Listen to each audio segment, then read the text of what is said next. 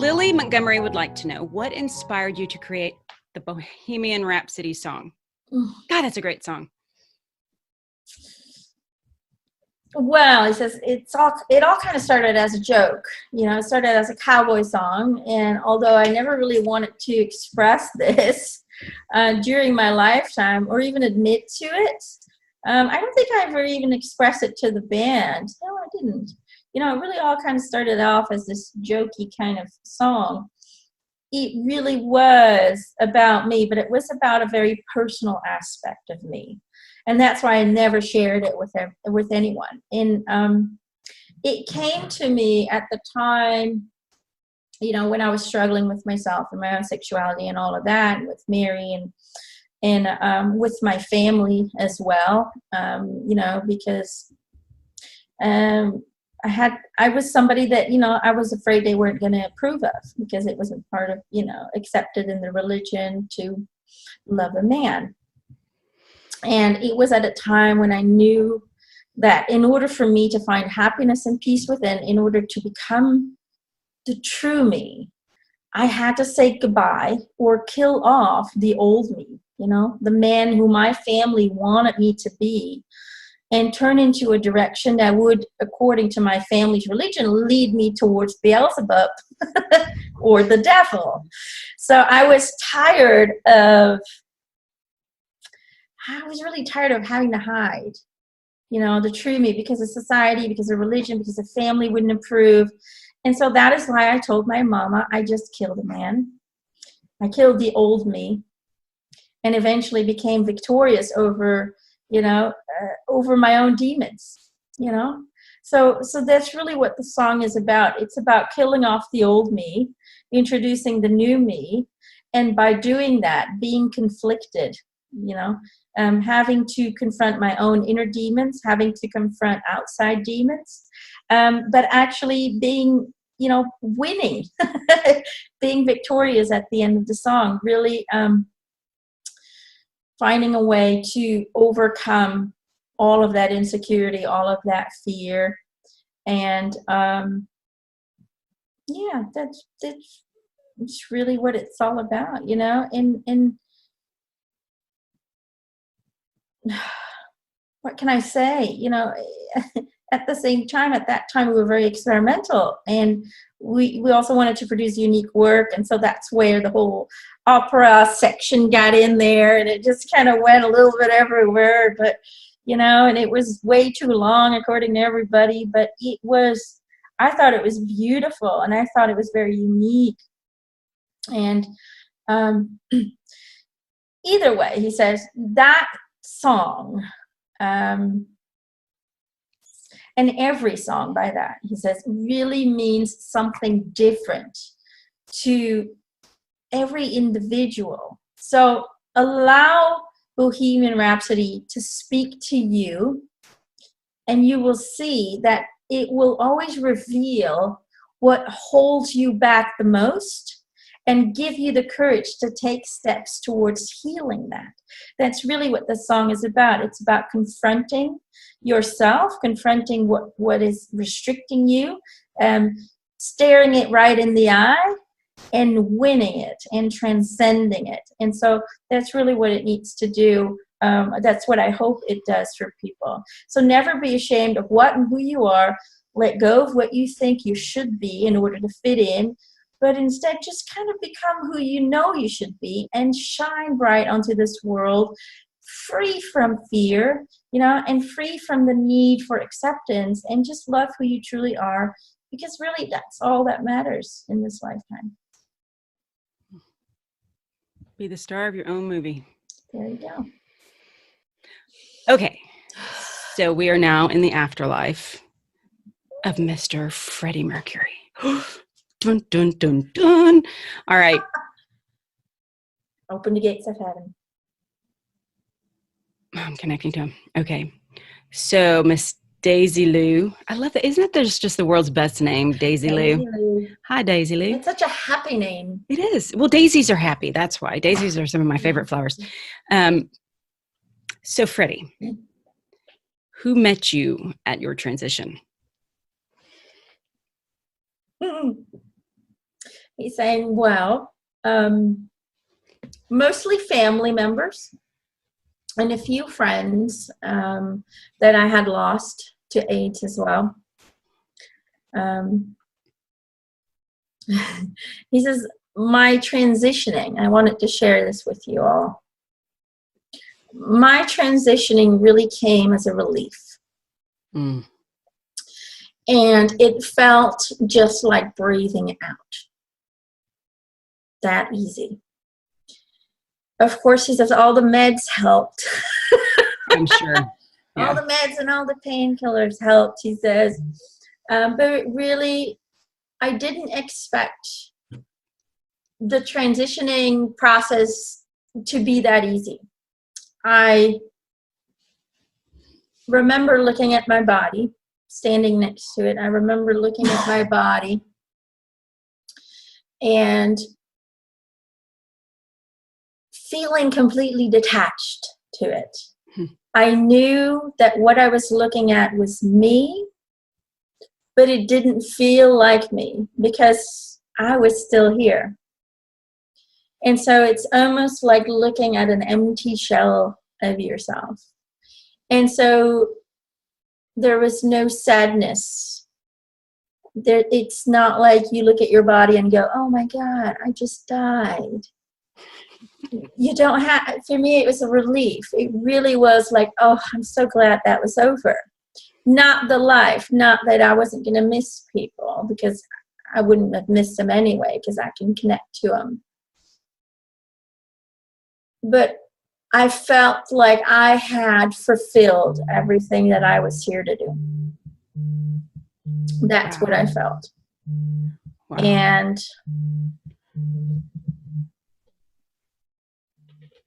this is what happened. He says, after, in a way, I said goodbye, I ended up, and I really didn't make a journey there. I don't remember flying over there or walking over there or anything like that. One moment I was saying goodbye to everyone. I went to go visit everyone, helping them with their grief. And I got to a point where I said, okay, I'm done. And the moment I thought that thought, I ended up in a white room. It felt like a room. It was a white space. There were no walls, but you could feel a space. And it felt so safe, and it felt welcoming, almost like going home to the place where you feel the most comfortable. And although it looked unfamiliar, I didn't recognize it, it still felt like I was home. And I was greeted by some grandparents. I was greeted by an old school friend from India, and a few other people that I cared about.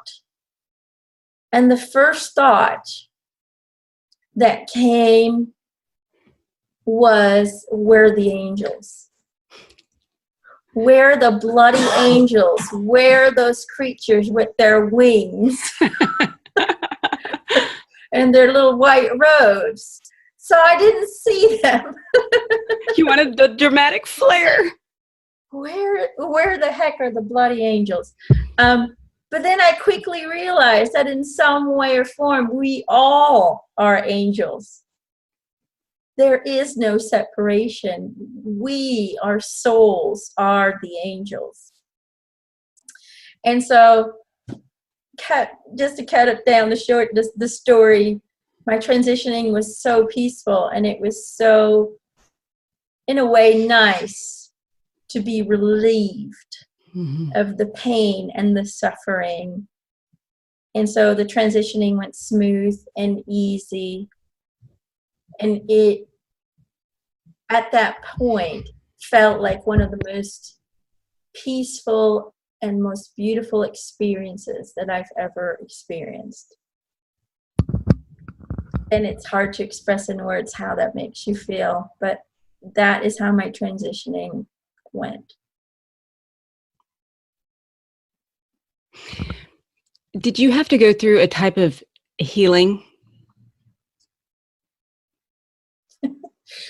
Well, I wouldn't call it healing. I was ready to go home.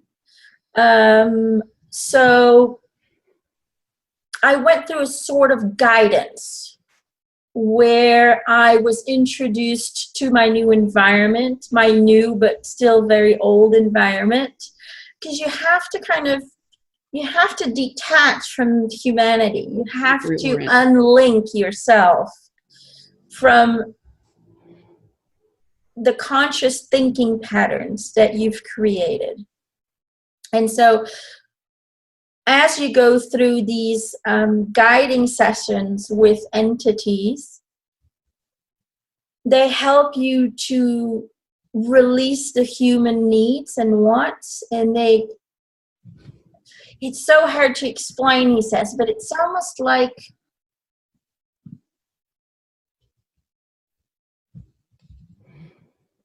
he's showing me like a library, and it's almost like you have, from a human perspective, you've collected all of these books, all of these wisdoms, all this knowledge.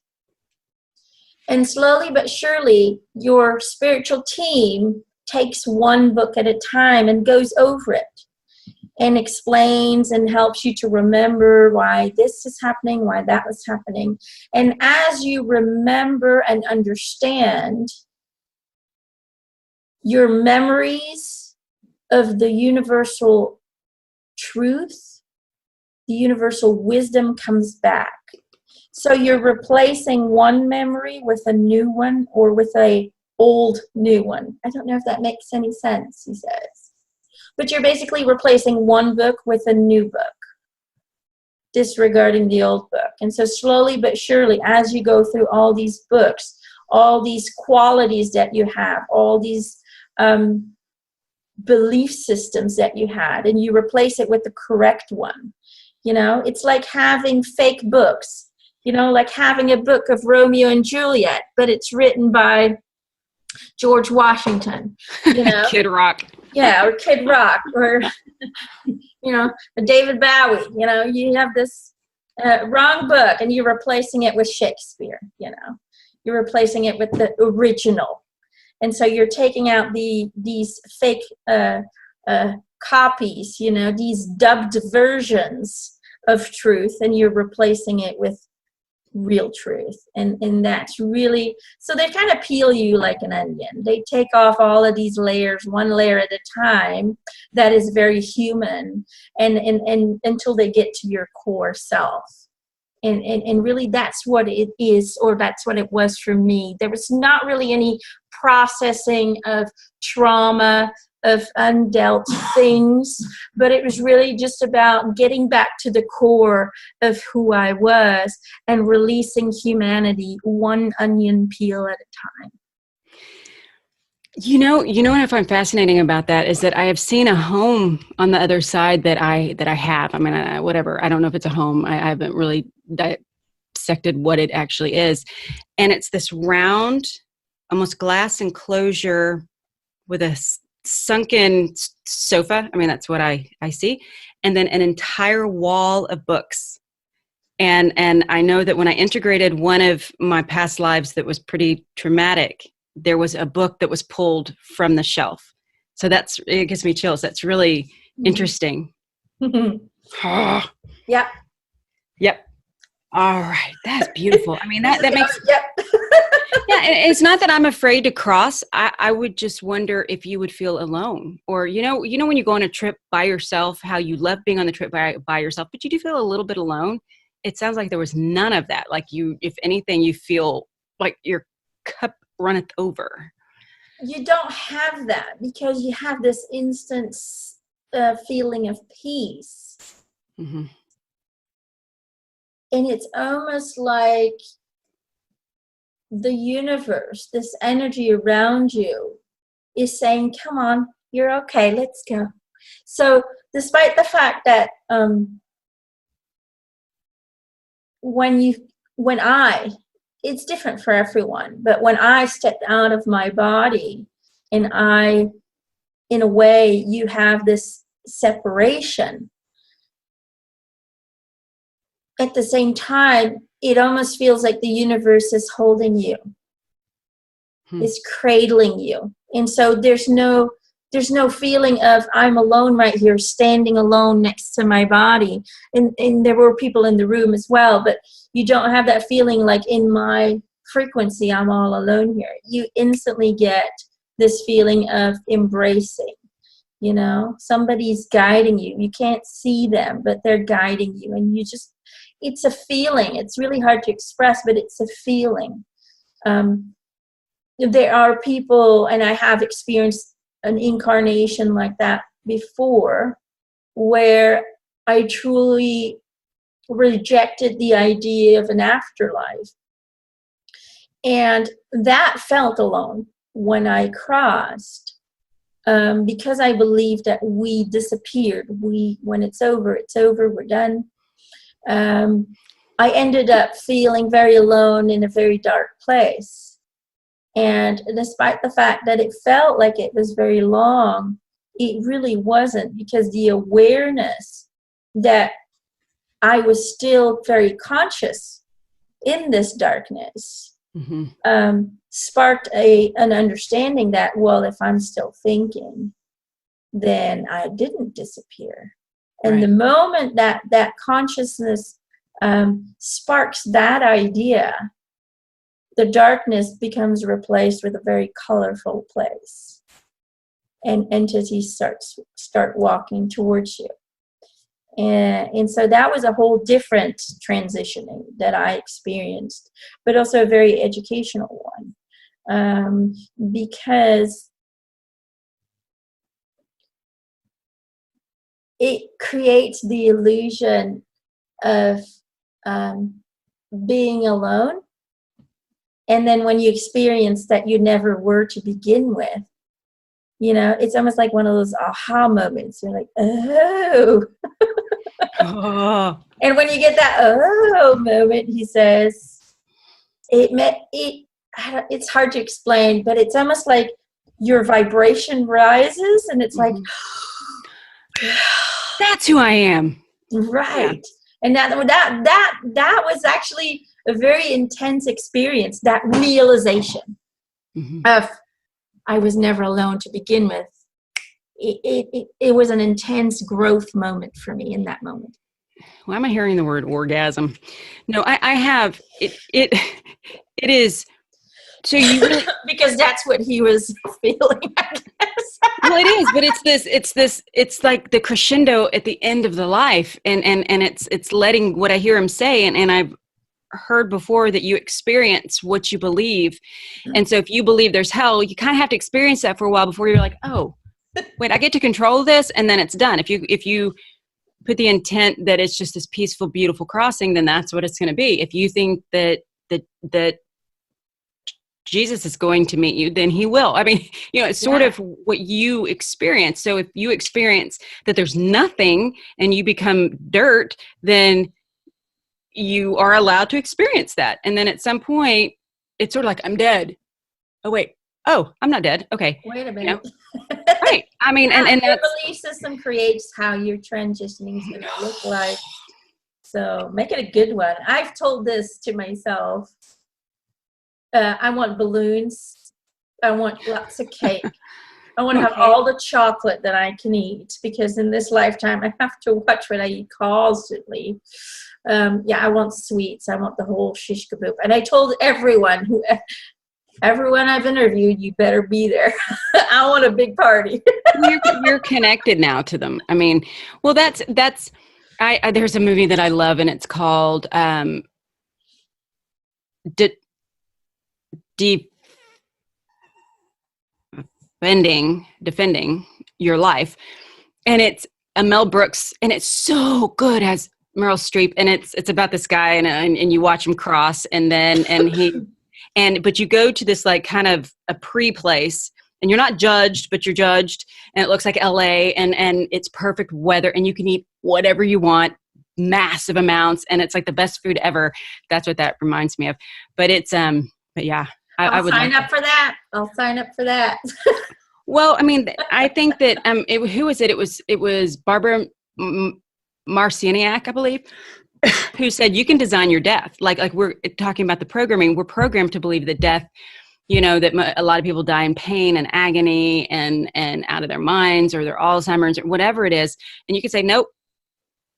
And it's funny. I stopped and I said, okay, I want to die peacefully with people around. I want, I don't want pain. I don't want to get old, but I'd love to live a long life. And you can kind of try to start orchestrating the end of your life, that we are actually programmed that the end of life, at least in the West, is, you're alone. Nobody wants you. You're in an old folks home. I mean, it's like all these just sad. So thank you for that. That gives me hope, and it gives me beauty and kind of something to really look forward to. I'm gonna start planning out who's supposed to be there. He says, start creating, and when you were talking about the orgasm, he says, just picture an orgasm times 1,000,000. Sounds painful almost. Like licking a battery. Nope. Like, not painful. Not at all. Okay. It is bliss, he says. Pure bliss. I bet it is. That's funny. I feel that right here in my heart, my heart space. Rashmi Badwar wants to know, what was your mission to learn and teach in this lifetime, and do you feel that you accomplished it? He says, well, as I mentioned before, I was here to bring awareness to AIDS. Mm-hmm. And the people suffering from it. And I guess I was here to learn to follow my internal compass and to stay true to who I was, despite what society or family thought who I should be. And I was mainly here to find myself and to find self-love, because I was struggling with that. And I guess to inspire people, to move people with the healing and empowering power of our band's music. And I think to this day, we still are healing people. Completely. Mm-hmm. Okay, thank you. Darius, sorry about that. Hey, Freddie. I think you were awesome in this incarnation, and I think you took the most of your life. Can you please advise how I can do the same? So I think the way that's worded is you got the most out of it. You seem to get a lot of juice from it. And how do you advise other people to do that? It's really very simple. Just stop giving a shit about the outcome.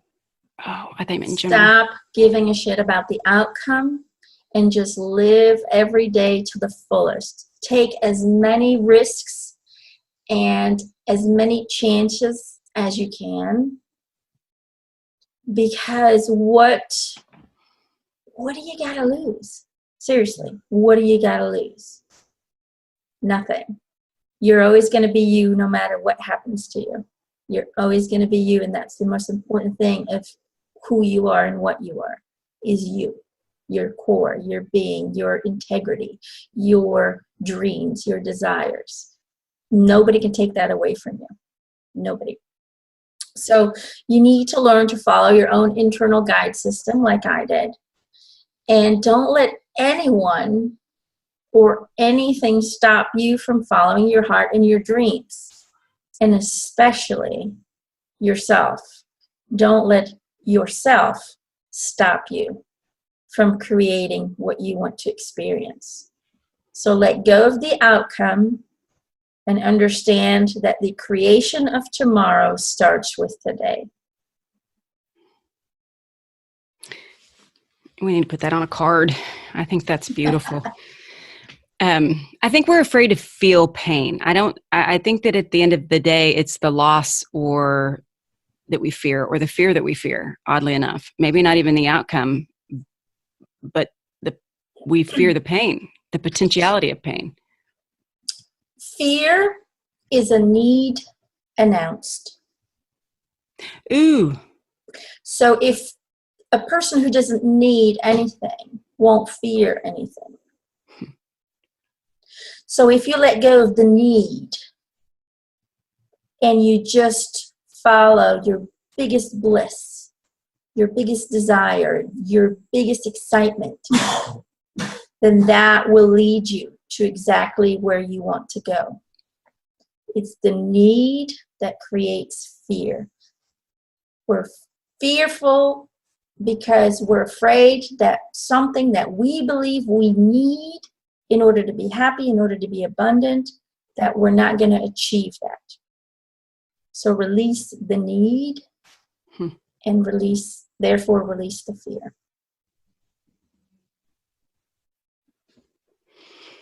We need to kind of pause on that one because I think that's huge. No, I really do. I instantly thought Christmas, husband asked, what do you need? What do you want? It's like, I don't need anything. And it was wonderful because there wasn't a disappointment. There wasn't a, it is, but that's like one little tiny part of my life.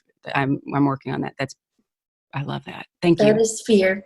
That's my goal. The definition of fear. Fear is a need announced. So if you are fearful for something, ask yourself what it is that you think you need to create your happiness. And then think about how that would create the happiness that you cannot find today. Sounds like law of attraction too. Mm-hmm. There's a lot to that. Okay, so Phil Summerlin would like to know, do you have any thoughts about the movie Bohemian Rhapsody made about you and your bandmates? And did you like it? And is there anything that you would have added or taken out of the film to better portray you all? And I have one more thing I'd like to ask, in that there are parts that I know were not accurate. And though the bandmates, I'm sure, were very involved in the process, why is that? Okay, those are a lot of questions.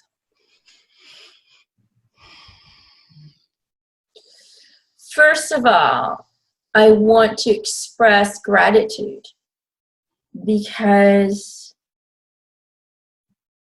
I mean, how awesome is it that somebody thinks you're interesting enough to create a movie around? It's pretty awesome. Good movie. But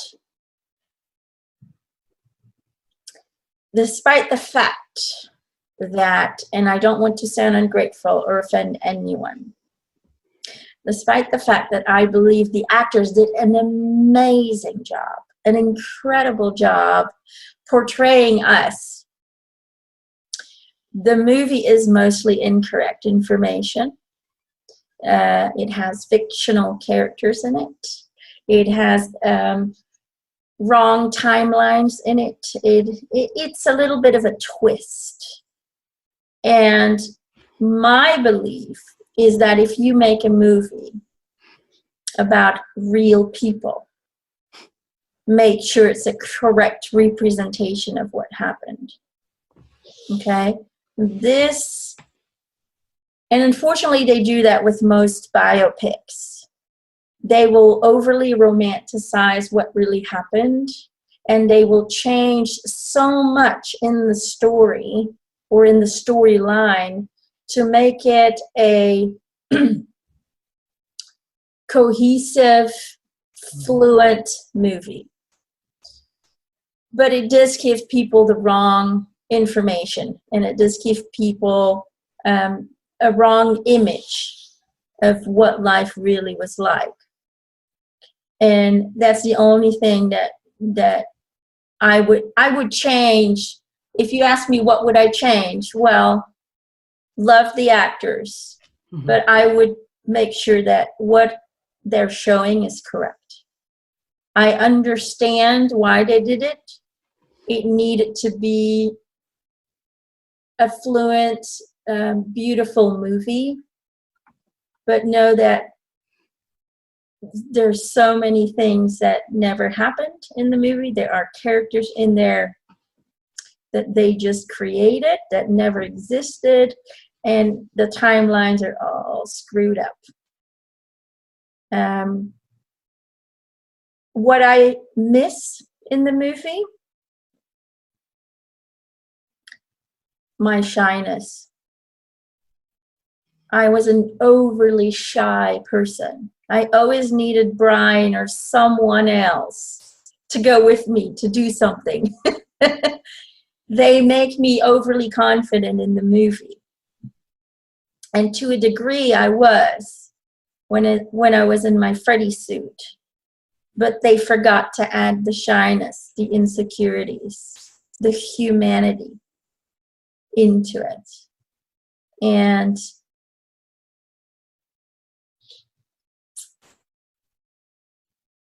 I do have to say that my relationship with Mary was very well portrayed.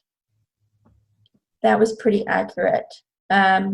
However, how I met her, how our relationship started, a lot of small details were incorrect.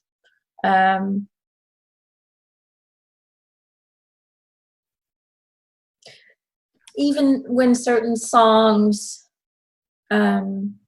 were created in the movie, they credited it to the wrong people. There's just so much, he says. There's so much that was incorrect. And I think the biggest one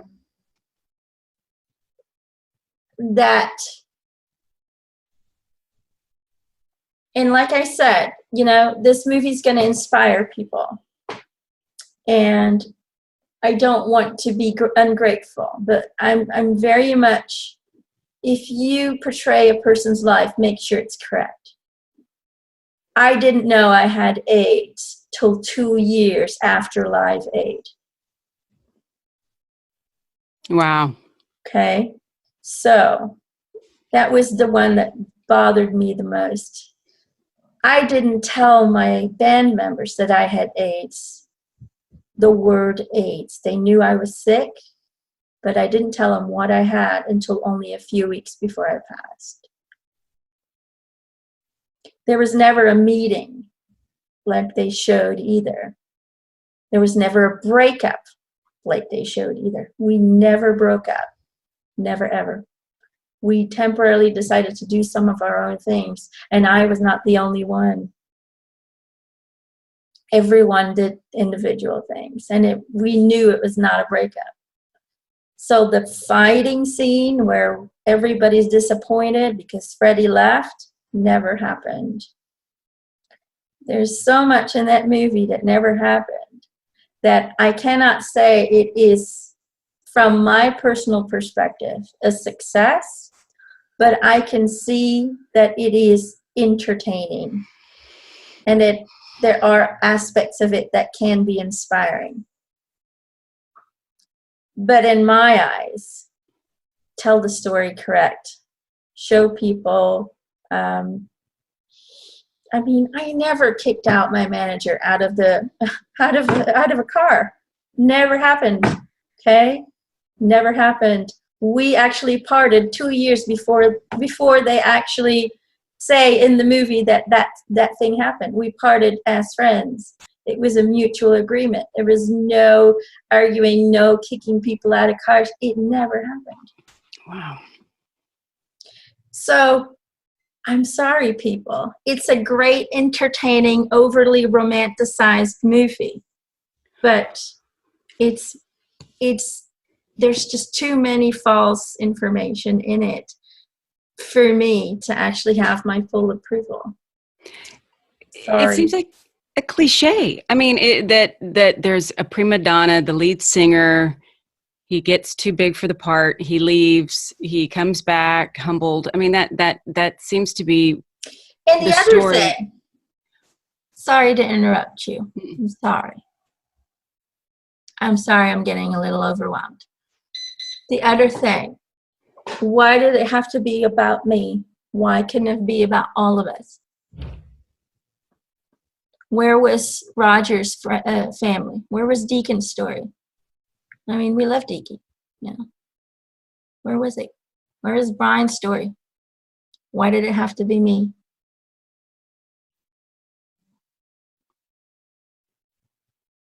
Queen was never Freddie.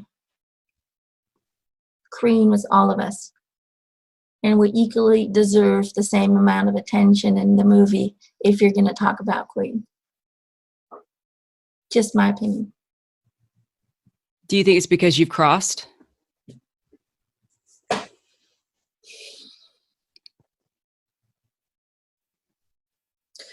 Partially, but also because even when I was alive,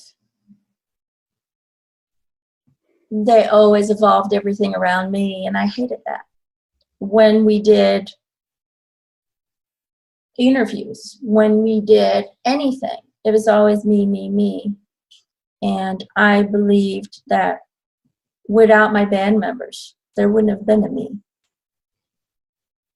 They deserve equal credit, and they deserve equal, their stories, and they have beautiful stories of their own, deserve equal credit. But again, don't want to be ungrateful. If it's entertaining people, if it's making people happy, if it's warming people's hearts, then I will support it. But that's my personal opinion. So was there ever a gentleman that kept you from your people? Or not from your people, but from your original group that sort of built a wall around you? Yes, that character is true. That Okay. character is true. However, how we separated wasn't correct. That's not how I didn't, that's not how we separated. But yes, he is very true. He's a very real character. Died before me. I know that. And my band members disliked him, and I understand why. But at that moment, I was very conflicted within myself. I was very much looking for identity. I was very much looking for ways to run from the loneliness that I felt without Mary. So that is true.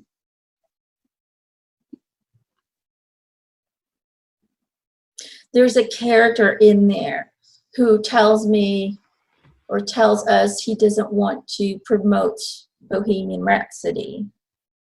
That is a fictional character. That conversation never happened. They were against it. That was true. They said we were crazy. It's never going to work. It's too long. All of that's true. But that character that they created, don't know who that is. Well, I always thought that was because it was Mike Myers, the actor, and that role was put in for him because he used to do Wayne's World, and he used to do sort of a whole thing around you. And so that's why I thought that maybe was in the show, in the movie. But, that's the whole thing. People think that person really existed, and he didn't. Okay, so Candace would like to know, have you been, I like this question. Have you been or will you be another famous musician in another life? Fuck no. Been there, done that. Been there, done that, and man, that is a once in a lifetime experience. And it was amazing, and it was unique, and so I don't think it should be repeated, but it should be cherished as a great, unique experience. And that's really what it was. So no repetition necessary. Will you continue artistic, creative expression?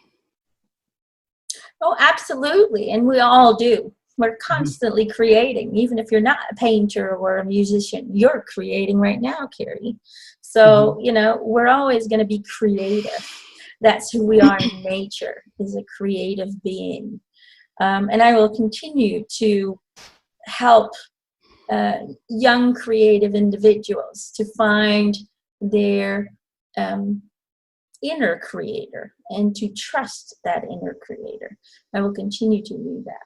But when it comes to being another singer, It's okay. Done it. So are you here right now? Are you incarnated right now? Have we asked that? I don't think we've asked that. I have been incarnated at this moment. He's saying that he's a little girl. Oh. Little girl. Oh, this looks like Portugal. Portugal. He says, I'm about 3 years old right now. I'm about 3 years old. This is a lifetime there's a lot of freedom. There's a lot of freedom in it. The only intention behind it was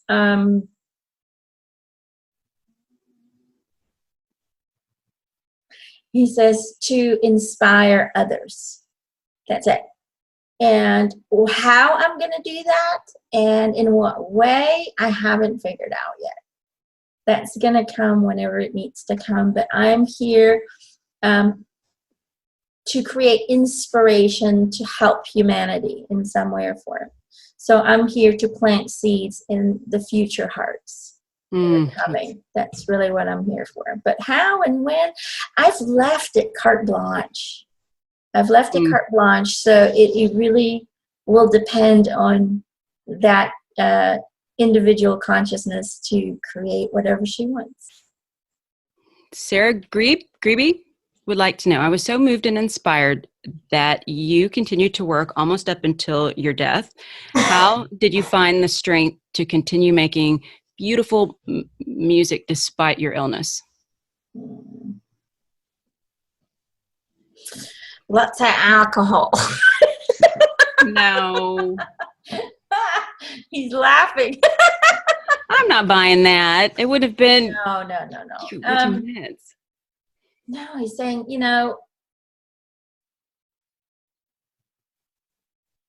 music was the thing that provided me with oxygen. I needed music in order to be alive, in order to breathe. And it provided with joy, in a way with the ability to push through the illness, to go through it. So music gave me the strength to endure the suffering.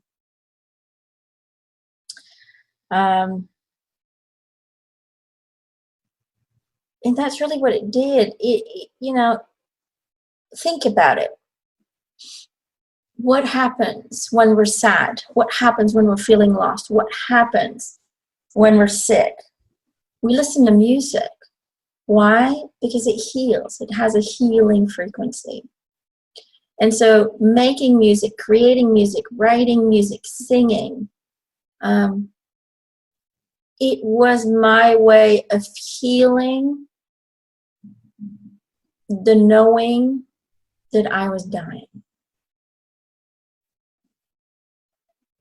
I don't know if that makes sense, but it was the way for me to change the vibration around the thought of dying.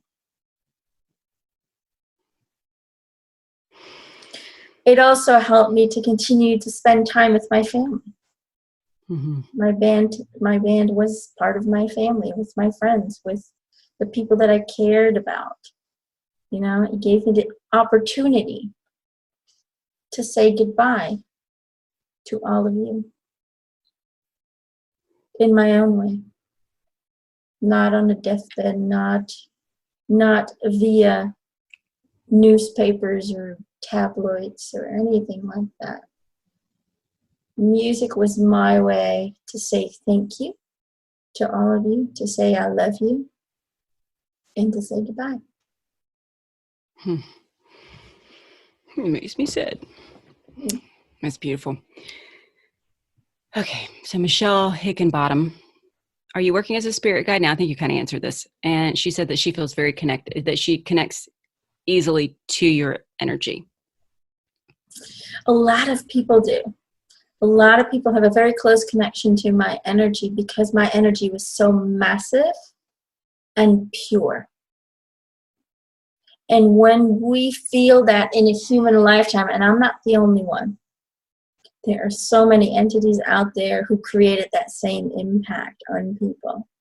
But when we as a human incarnation connect to a soul, an energy that is pure, that is truthful, and that is in a way channeling source energy through what they do, no matter how they do it, doesn't matter, then what we connect to is the energy that is being channeled.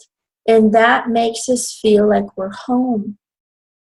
That's why certain people look, I mean, Elvis. I just said his name in my head, and I was jokingly thinking he must be with you, and then you said his name. Oh, that's funny. This is Elvis. Elvis had this pureness in his soul, and he would channel universal energy through his music, through his body, through his voice. And so people fall in love with the energy, not so much with the individual. We think it's the individual we fall in love with, but we fall in love with the energy because it's the pureness of that energy. It's where we belong. We belong in that energy, in that frequency. And so when we connect to it, we're home. We are home. When we listen to certain music, we're home. You know, it soothes the heart. It heals the wounds. We're home. And that's why so many people connect to me, Elvis, George Michael, and so on and so forth. Prince, beautiful, beautiful energy, Prince. You're home. You come home when you listen to that music. You come home when you find a beautiful piece of art that speaks to you, that energy speaks to you. You come home. And that's why everyone, or a lot of people, feel like, you know, there must be something more to this. And the truth is, there is. I am you and you are me. And that's what you're picking up on. And there it is again. I have a hard time with that. Okay. So true, though. Amy Storch, how do you feel about Adam Lambert taking the lead in Queen? Great singer, great entertainer. He's not Does me. he sing? No, He's not me. I didn't know he sang.